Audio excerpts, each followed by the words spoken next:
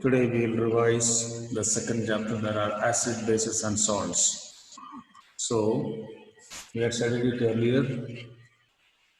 Acids are compounds which are having sour in taste, like you know that undried grapes, lemon, curd. All these things, the taste is different. So any substance which has got sour taste can be called as an acid. This is for a common one. And bases are those things which are having bitter in taste. So you cannot classify that anything which is sour should be an acid and anything which is bitter is a base. So it is not possible. So we'll do the chemical concept of acids and bases. Understood?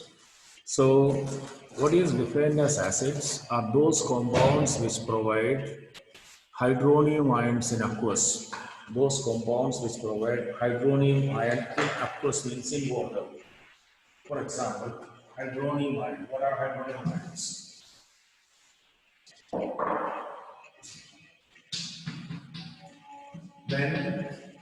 When HCl, since you all know that these acids, when it is put into water, it dissociates into hydrogen ions and chloride ions.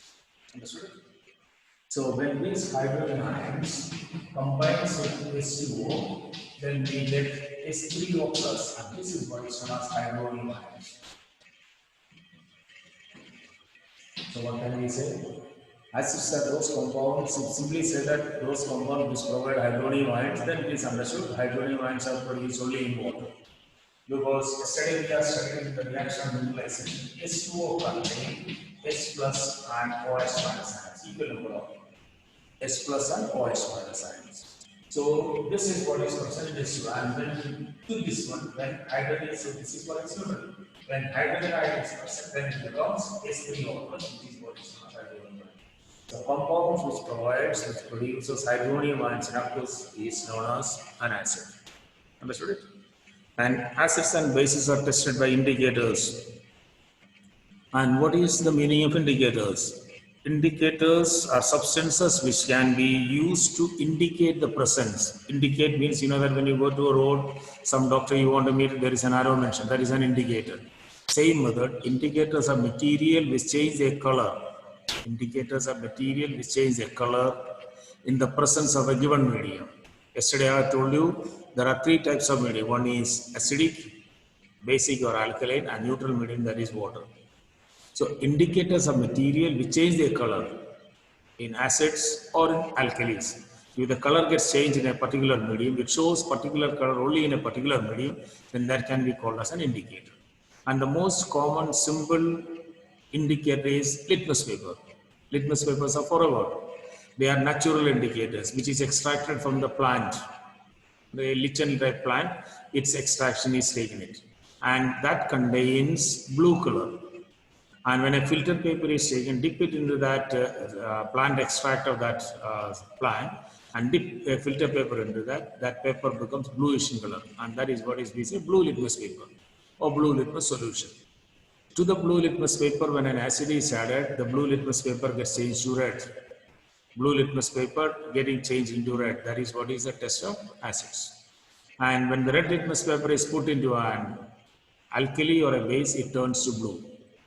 So indicators are once, if you have one litmus paper, using that you can do any number of tests. Blue litmus paper, put it in acid, it became red. The red litmus paper, put it in base, it is changing to blue. So in that method, we can, even if we have red litmus paper, with the red litmus paper, one can test the acid. How? Convert the red litmus paper into blue by dipping that in any alkali. Understood it? The red litmus paper gets turned to blue in alkali, and put that blue litmus paper in acid, it turns to red. This is how the test is done. Understood it clearly? Litmus papers. So presence of an indicator base is identified by the change of color. And most of the indicators are by changing its color. There are certain indicators which is defined as olfactory indicators. Olfactory indicators mean that it is about the smell. Understood it? Like it is at onion. You know, if you take onion, slice it and put a cotton cloth into that and put it in refrigerator for a few days, then the smell will be absorbed by the cotton cloth. And that can be used to test the presence of acids or alkalis. Understood it clearly? We have natural indicators like red cabbage, blackberries, then turmeric. These all are different types of indicators which changes the color. But these are another common things. As I told you, what is important is indicators which show the change of color. Now remember, one indicator that is permanent natural indicator, that is litmus paper. Then another type of indicator is what is synthetic indicators or artificial indicators. Artificial one, for example, you can take it as phenolphthalein, PHENOL, phenolphthalein.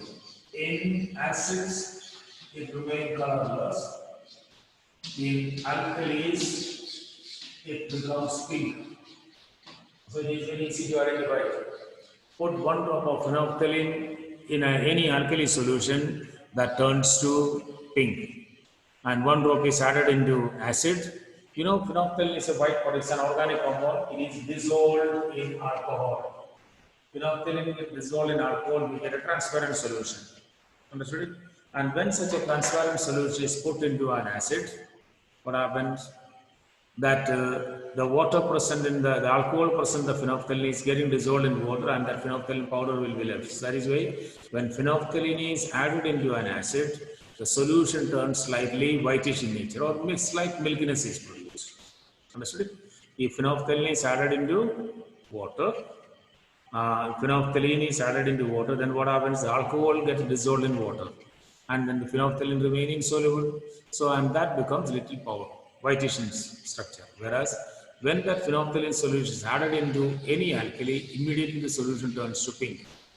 Then another one is methyl orange. Methyl orange, the term itself says it is orangish in color. Methyl orange is orange. What happens when methyl orange in acid? It becomes red, and in alkalis it remains slightly yellowish in color. Color change, because methyl orange turned to red in acid, and it's slightly color get. It won't be red in alkalis. Understood it?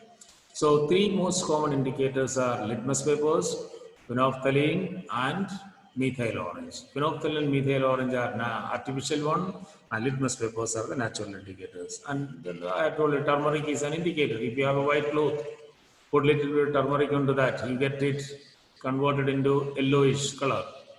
And onto that you apply soap. Soaps are alkaline. So when we put the soap over to that, you can see that much portion turns to red. And continuously you wash it, and after some time you see the color retains back. The color, yellowish color is faded away and it comes back. Because the color is produced by the turmeric, which is yellowish in color. And to this, when we add soap, soaps are alkaline, the color gets turned to red. The turmeric color gets turned to red. But that is permanent. Understood it? So these are the types of indicators.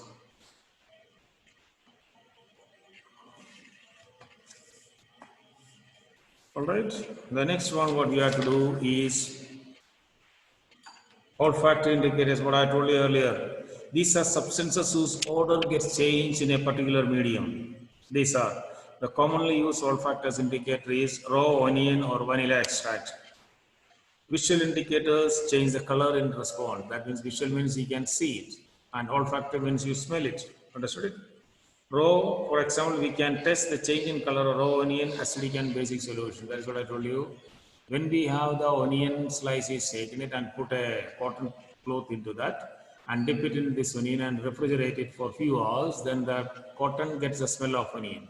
And that paper, that cloth can be used to test for the presence of this. Understood it? This is substances which change the color, which are sour in taste, are called acids.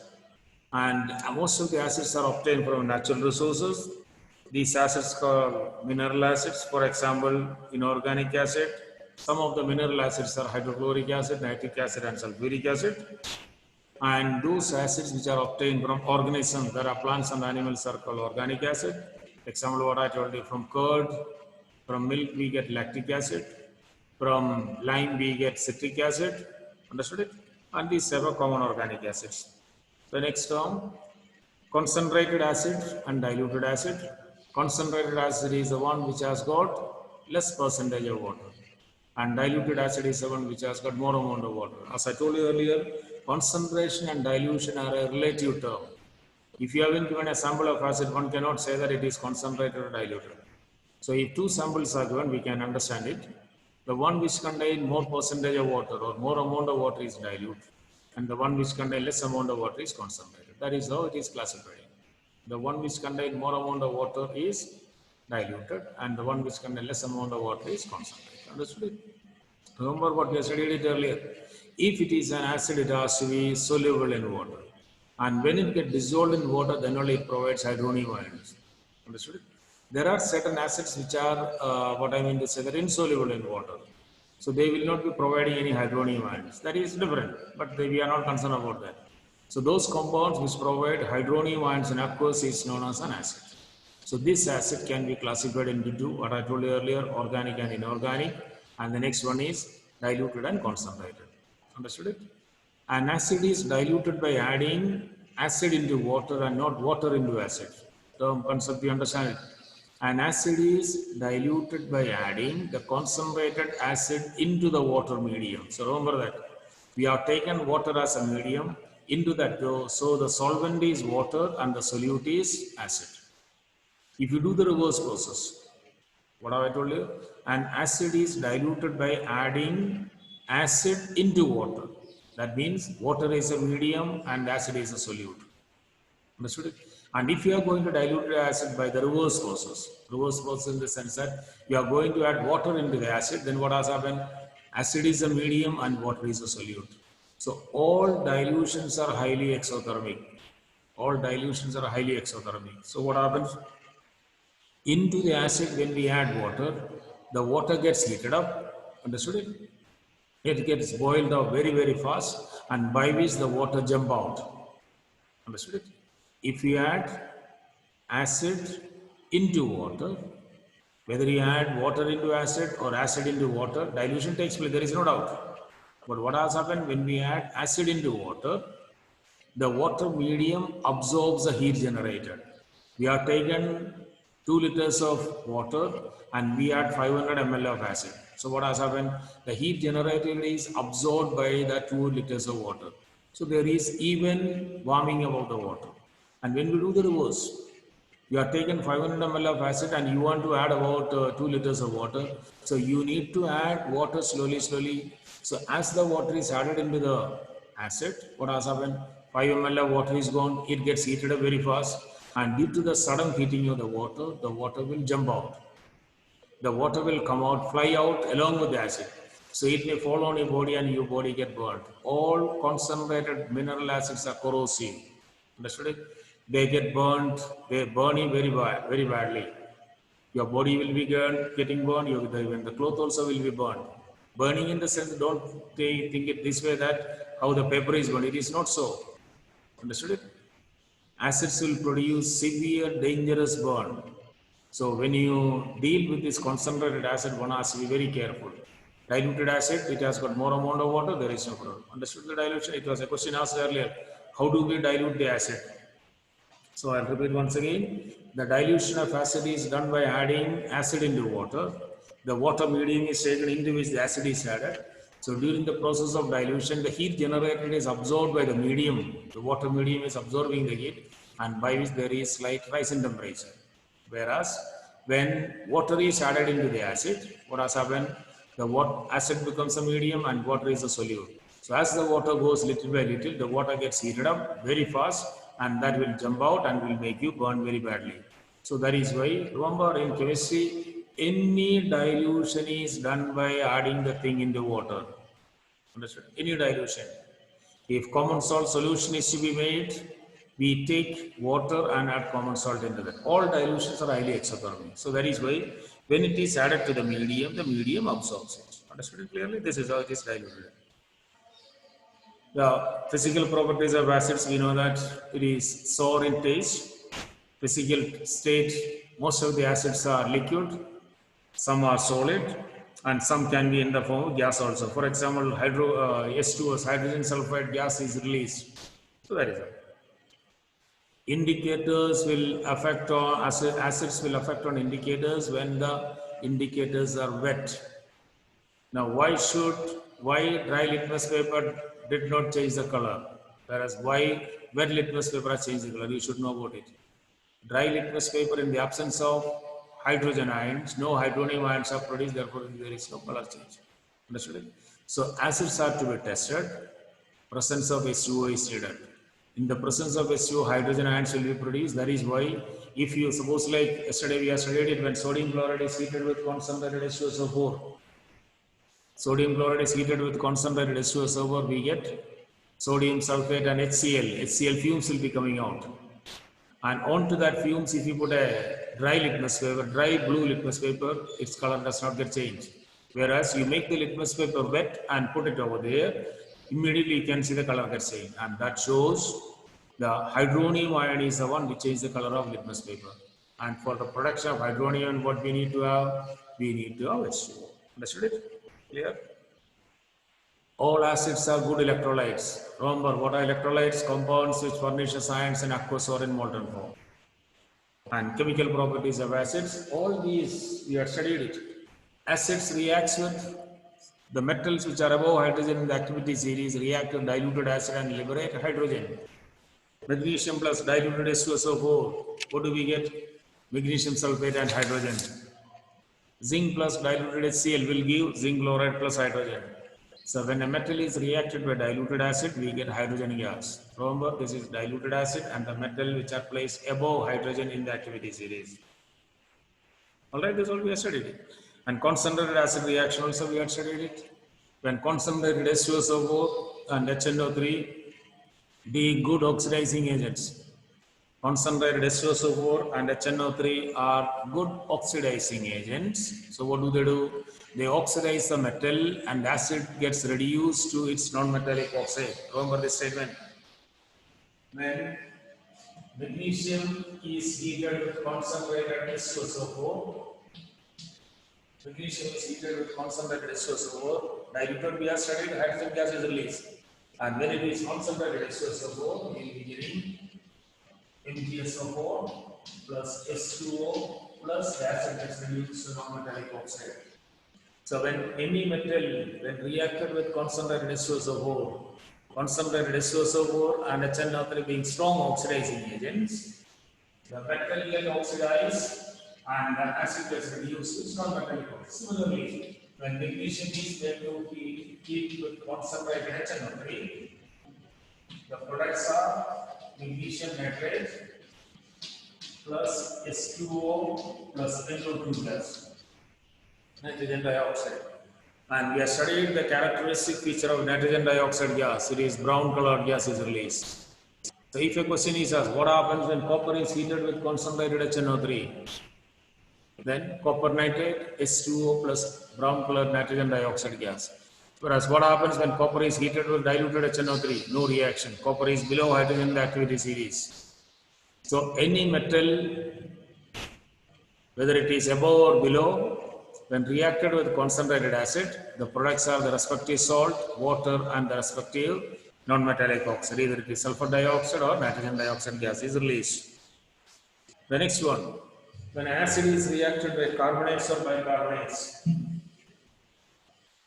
when an acid is reacted with carbonates or bicarbonates, when sodium carbonate Na2CO3 plus H2SO4, Na2CO3 plus H2SO4 will be forming, and the reaction double displacement Na2SO4 plus H2CO3. Na2CO3 plus H2SO4 will be forming Na2SO4 plus H2CO3. H2CO3 is unstable acid, it is decomposed to produce H2O plus carbon dioxide. Understood it well? The reaction. So this is what is how this carbon dioxide release is known as. It is a term used, brisk effervescence. Brisk effervescence. Understood it well? So this is what is that term. Brisk effervescence is a term used only when carbonate is released. Similar to that, when we open up the soda bottle. In a soft drink bottle, you shake it up and open it, you can see entire mixture comes out in the form of froth. And that is what is known as brisk effervescence. And believe me, this brisk effervescence term is used only for the release of carbon dioxide. Understood it? When carbonic acid is released, carbonic acid, you know that it is an unstable acid. So when that unstable acid is released, it gets decomposed into carbon dioxide and water. So that is releasing lot of pressure. Understood it? And how do we test this carbon dioxide gas? Carbon dioxide gas is passed through lime water. Lime water is calcium hydroxide. It turns into calcium carbonate plus S2O. The formation of calcium carbonate will make it milky. Understood? So we must understand when sodium carbonate is reacted with diluted HCl, we will be getting brisk effervescence of carbon dioxide gas, right? And how that carbon dioxide gas is tested? Pass it through lime water, and lime water turns milky. Lime water means don't just think that lime juice is taken. It is not so. Quicklime is calcium oxide. We have studied in the first reaction combination to which when water is added we get calcium hydroxide, that is known as slake lime. Its solution is taken, that is known as lime water. Through the lime water, when carbon dioxide is passed, we get calcium carbonate. You know that calcium carbonate is chalk powder. So to the transparent water, if you put little bit of chalk powder, then it turns milky. Have you understood it?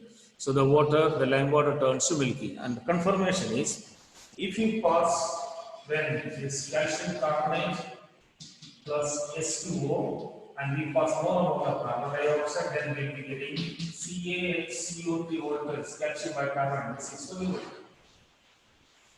Understood it clearly? So when carbon dioxide is passed through lime water turns milky due to the formation of calcium carbonate, and through that mixture when more amount of carbon dioxide is passed, then we get calcium bicarbonate which is soluble, so the milkiness disappears. And this is one question.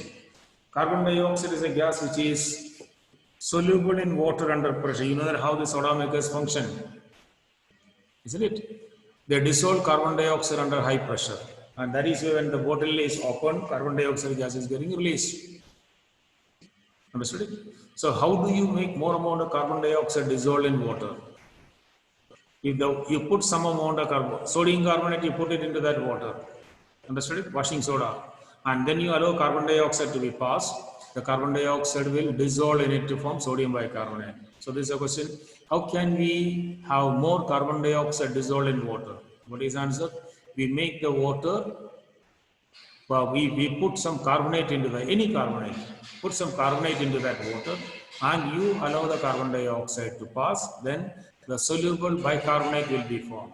Understood it? Soluble bicarbonate formation take place, and that will make the thing more carbon dioxide dissolved. All right. So rest of the properties we'll take it in the next class.